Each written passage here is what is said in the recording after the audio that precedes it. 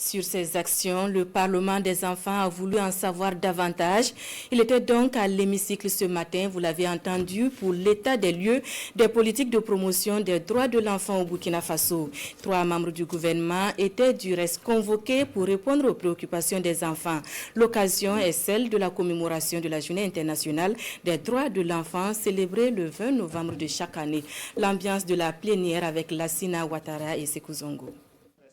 Le président de l'Assemblée législative de transition en communion avec les enfants du Burkina. Des enfants, tous députés, membres donc du Parlement des enfants. C'est ce Parlement qui questionne aujourd'hui l'exécutif burkinabé. 6 questions orales sans débat sont inscrites alors à cette séance plénière.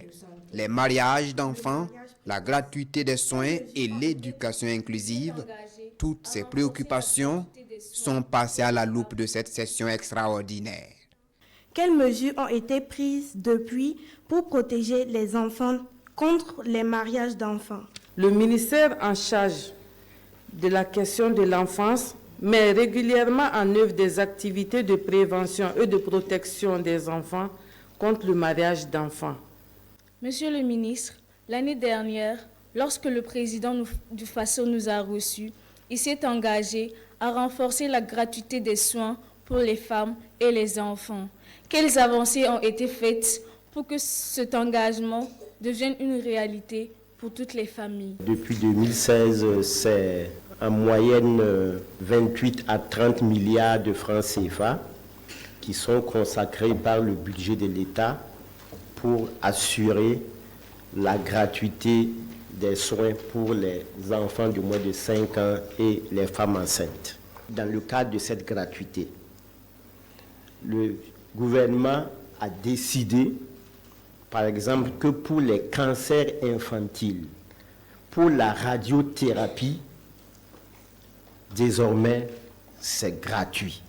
En ce qui concerne l'inclusion des enfants en situation de handicap, quelles actions ont été prises cette année pour que l'école soit mieux adaptée à leurs besoins? On peut vous dire qu'il y a la subvention à la scolarisation des enfants à besoins spécifiques.